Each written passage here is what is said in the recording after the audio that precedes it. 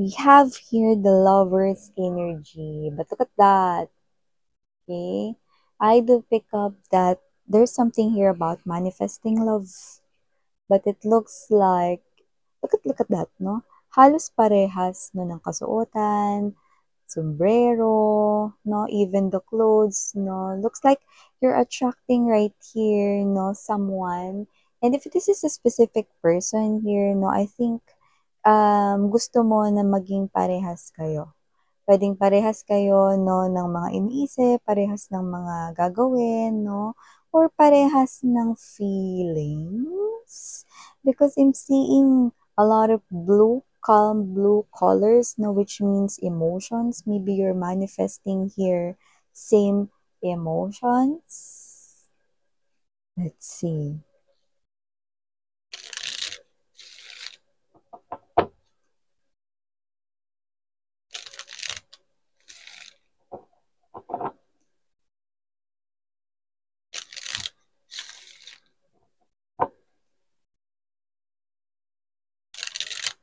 Don't forget to take your lunch, sweethearts.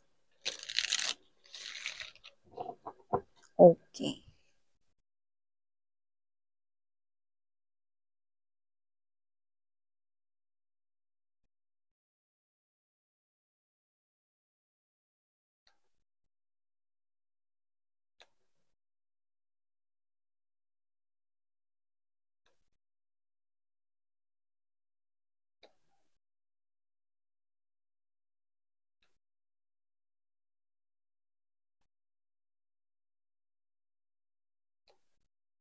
Hmm, okay.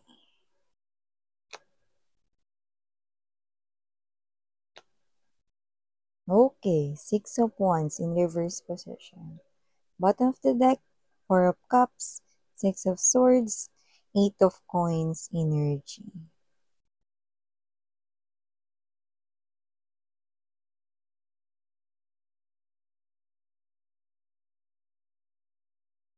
So, hi and hello there, collective. My name is Yan. Welcome po sa ating mga new subscribers or bagong mga punta lang dito. Thank you so much. Sana mag-stay din kayo together when pabalik-balik ng mga tambayers. Thank you sa inyong walang sawang suporta sa akin. And yun nga mga babes, kung hindi niyo pa knows, meron pa po tayong main channel, ang The High Priestess Tarot, kung saan araw-araw ay nag-upload po tayo ng collective readings no, for all signs.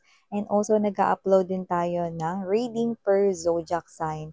Weekly naman yon, no? So, yung link niyan ay nandyan sa ating description box. Kaya kung interesado kayo at gusto nyo tingnan, pwede nyo i-click lang yung link na yan para ma-redirect na kayo dun sa ating other channel. And yes, wala tayong gender dito. So, mga mahal, no? Babae, lalaki, LGBT, everybody ay welcome, no? Pwede rin pong magka-switch yung mga roles dahil ito ay general reading. And at the end of the day, palagi po kayong may free will na free or malaya po ninyong gamitin, no? Anytime, anywhere, no? And now let's talk about this more, no? So nakikita ko rito na kung sino man tong energy na to, no? Nakadeal ninyo, no? You want this person here to stop right away ang kanyang ginagawa dito. Bakit? Ano bang ginagawa niya dyan, Miss Yan? Kung sino man yan, ano ba yung ginagawa niya sa akin? Bakit gusto ko na itigil niya na yan, no? Yan, no? So, yun nga yung iniisip ng person na to, no? Medyo nalulumbay siya, no? Dahil sa napaka-diretsahan mong mga sinabi, no? Very straightforward with this Ace of Communication energy, no? That is the Ace of Swords. So, nakita ko dito na nagkaroon dito ng seryosong usapan, no? This is a serious talk. And it could be related to that word confrontation. No? So, posibleng nagkaroon ng pagkompronta rito, no? And this is you, no? Na posibleng binigyan mo siya rito ng diretsong sagot, no? But I do pick up that this is just the aftermath or your reply or your response sa kanyang naging sagot. Bakit ano ba yan, Miss Yan? At saka bakit siya dyan nasasaktan, no? So, kung sino man tong energy na to, no? I think this is the person here na posibleng crush mo, taong gusto mo, or yung iba sa inyo, no, puwedeng ito ay brand new energy 'no, na posibleng gusto mo na maging new love mo. Pero yung iba nakita ko energy ito ng inyong ex 'no. Kaya naman 'no, bahala kayong ilagay kung nasaan kayong scenario 'no. But if this person right here is someone 'no, na whether siya ay iyo ritong, crush 'no or niligawan mo siya rito 'no, pero posibleng kinumpronta ka niya 'no, na hindi niya kayo rito gusto or parang pinatigil niya kayo rito sa inyong panliligaw sa kanya 'no, or pag-e-express ng emotions and feelings para sa kanya 'no. So, nakita ko rito that this person right here 'no, is posibleng patuloy na nagiging mabait sa inyo. So, this could be a coworker ninyo, colleague, 'yan 'no, or someone na katrabaho ninyo 'no, just take how this resonates 'no, or maybe one of your friends 'no. So, posibleng after that confrontation 'no, na pasensya ka na, hindi niya yun sinabi in a rude way, actually hinanapan niya pa nga yun ng nice way 'no, para, um, ma-reject 'no, ano man yung inyo ritong feelings and emotions 'no. Sinabi niya yun in a nice way 'no, pero yung pinaka-thought pa rin nung message niya is hindi niya ina-accept ang inyong love offer 'no. So, yung iba puwedeng nag-ask kayo kung puwede kayong manligaw pero hindi siya, nag-reply ng yes 'no, like hindi niya in-accept yun 'no. Yung iba naman puwedeng may ibang gusto pero yung iba wala naman 'no. It's just that possible na hindi lang talaga niya gusto 'no, yung maging ka-in relationship kayo 'no, not because you are not someone who deserves love 'no, but because may mga kanya-kanya kasi tayong preferences 'no, and maybe yun ay talagang related din sa feelings and emotions na like puwedeng hindi ka kasi niya nakikita as someone na mamahalin niya 'no, as a woman and as a man 'no, in love 'no.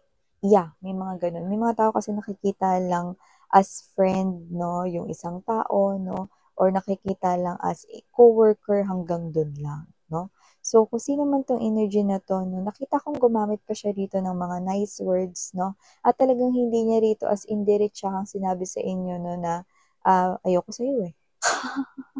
Hindi kita gusto, eh." So, hindi gano'n 'no. So, gumamit siya rito ng mga parang mga salita 'no, nakakaloka 'no. This person here is someone who's mature and at the same time, ayaw niya ritong as in talagang ma-hurt yung feelings mo so badly. So, hindi ko alam kung paano niya nagawa yung composition of words na yun 'no, but it really sounds very comforting pa rin sa inyong ears kahit na it means no, 'yan 'no. So, kung sino man 'tong energy na 'to na posibleng natapos ang inyong pag-uusap na gano'n 'no, pero siyempre nakaka-hurt ng feelings mo yun mga babes 'no, pero yun nga sabi ko sa inyo, puwedeng magkapalit-palit yung mga roles 'no. So meaning to say puwedeng kayo ito 'no or puwedeng siya ito 'no, kaya puwede niyo talagang pagbalik-baliktarin 'no. So nakita ko rito na, this person right here is patuloy pa rin na nice sa inyo, kind sa inyo, thoughtful sa inyo 'no. This person right here is someone na nagpapakita 'no, nag-a-appear pa rin 'pag kailangan mo ng help, ng tulong. This person here is still approaching you 'no, and this is you. Can you please just stop?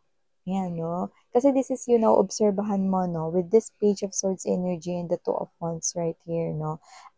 This Ace of Wands and the indication of Six of Cups 'no, you're really into this person 'no. Like nakikita ko rito na this person right here is talagang meron ka talaga sa kanyang gusto 'no, may feelings ka talaga sa kanya 'no, and this is you na posibleng bigyan mo siya rito 'no, ng sagot na kung saan hindi mo na ito na-filter 'no. Kaya posibleng sinabi mo na, "Can you please just stop being concerned sa'kin kung hindi mo rin naman kayang ibalik kung ano yung feelings ko sa inyo." Yan 'no.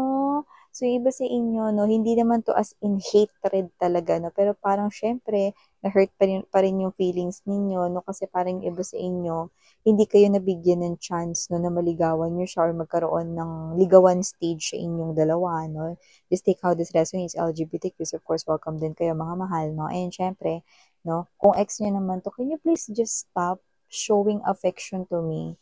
Wala nang tayo, 'di ba? Yan 'no. So whether this is your ex right here or whether this is the person who rejected your love offer. Yan, gusto mo rito, no, na parang kayo to command, no? Can you please just stop, 'di ba? So, kung sino man 'tong mga energies na ito na nasasaktan siya rito 'no, kasi, um, naramdaman niya 'no, yung heaviness 'no, ng emotions ninyo rito 'no. Parang, "This is you." Paano makaka-move on kung ang bait-bait pa rin nito sa'kin? Isipin mo ito na nga lang bibitbitin ko 'tong mga boxes na 'to, "Ako na 'to, kaya ko na 'to, eh." Huwag ka na tumulong, ngayon parang gano'n yung klase ng energy mo rito. Kasi 'pag hindi ka lumayo-layo sa'kin, hindi ako makaka-move on, mas lalo pa kitang magugustuhan. Ini-reject mo yung feelings ko, eh. 'Yan, nakikita mo lang ako as a friend, eh. Paano naman ako makaka-move on, you know? Lalo na kung magkatrabaho kayo or lagi kayong nagkikita, baka kapitbahay mo 'to, 'no? So, 'yun nakikita ko dito, 'no? Kung sino man 'tong energy na 'to, you just want this person here to stop at nasasaktan siya ro'n kasi this person right here 'no, wala naman talaga siya ritong plano na itsupi kayo sa life niya 'no. 'Yun nga lang, hanggang friends lang yung kaya niyang ibigay or hanggang coworker lang yung kaya niyang ibigay, hanggang dun lang 'no. So, nakikita ko rito na, itong tao na 'to 'no is na-hurt yung feelings niya right now 'no, pero naiintindihan niya where you're coming from, kung ba't ka nagkakaganyan 'no. So, nakita ko rito na parang kayo 'to na with the star card energy, Four of Swords, kaya mo ginagawa ito at kaya mo nasabi yun kasi una sa lahat, hindi ikaw yung klase ng tao na nagfi-filter ng mga salita. Pagka gusto mo talagang banggitin ng diretsa, ayaw mo ng paligoy-ligoyin yun para mas maintindihan ng kausap mo kaya hindi mo fini-filter yung mga sinasabi mo 'no. That is you being honest 'no, with what you feel and how you feel towards the situation and towards this person right here 'no. So, this is you na tigilan mo na yung parang tigilan mo na yung pagiging bait mo sa'kin, tigilan mo na yung parang pagiging concern mo sa'kin para hindi na ako umaasa, para hindi na ako mas ma-fall sa inyo, para hindi ko mas pangarapin yung more out of this connection. Can you please just go, leave me alone, you know? Turn around every now and then, yan, no? Kung sino man 'tong energy na 'to, no, you want this person to turn around 'no, sa inyo and just leave you alone. Kaya kung sino man 'tong energy na 'to 'no, you want this person here na tulungan kayo na maka-move on dito sa feelings and emotions niyo para sa kanya 'no. And if this is your ex 'no, you want this person here to stop being concerned sa inyo because hindi na naman kayo. So, stop showing emotions and feelings, yan, no? So, that's what you want, no? So, kung sino man tong energy na to, no? Kung hindi lang din naman kayang ibalik ang emotions and feelings na binibigay mo, no? Yan, kung hindi nila kayang gawin yan, no? Kung upright ito, then, okay, mas mainam sana kung gano'n 'no. Pero kasi dahil ito ay nakabaliktad 'no, Six of Wands energy, nakikita ko rito na hindi, hindi mare-reciprocate 'no or hindi maibabalik dito 'no yung emotions and feelings mo na binibigay 'no, dito sa ka-connect mo 'no. Pero dahil this person is also a good person, nakikita ko rito 'no na itong person na 'to 'no is somehow gusto niya talaga na maging nice kasi gano'n talaga siya. That's why you fell for him or her, 'di ba? That's why you fell in love. Kasi he or she is a good person. Juon saram. 'Di ba? Kaya kung sino man 'tong person na 'to 'no, this person right here is someone na nagpapakita at nagtataglay 'no, ng energy ng isang maginoo, babae, lalaki, LGBT 'no, gentleman, gentlewoman. This person right here 'no, is an upright person 'no, someone 'no, nagugustuhin na maging partner or love partner ng kahit na sino. So, definitely you're seeing this person here as, Mr. Right 'no, or Miss Right. 'Di ba? Kaya kung sino man 'tong energy na 'to, nakikita ko dito that you really want this person here and gusto mong tulungan lang yung sarili mo kaya mo siya pinapalayo rito and sana tulungan ka na lang rin niya rito 'no, na layuan siya rito para kahit dun man lang 'no, matulungan kayo na maka-move on sa inyong feelings. Now with the Four of Cups energy, Six of Swords right here, Eight of Pentacles. So, I'm seeing you 'no, na magpapatuloy pa rin in the future 'no, dahil lalo na kung katrabaho mo yan, hindi mo yan puwedeng basta-basta paalisin, lalo na kung hindi naman ikaw ang may-ari ng kumpanya. At isa pa siyang maayos na empleyado kaya naman 'di ba, walang chance na maging gano'n 'no, puwera na lang kung ikaw yung aalis dun 'di ba? So nakikita ko rito na kung siya man ay katrabaho mo rito lalo na gano'n din kung kapitbahay mo yun at permanenteng bahay din nila yun 'no, hindi mo rin naman siya agad-agad mapapaalis dun 'no. So may mga gano'n 'no, na situations. So nakikita ko that you will still see this person right here, okey? Pero yun nga, hindi pa rin mawawala yung pagka-crush mo sa kanya 'no, dahil gustong-gusto niyo talaga siya. I know guys, no? So, you've got a crush on him slash her, yan, no?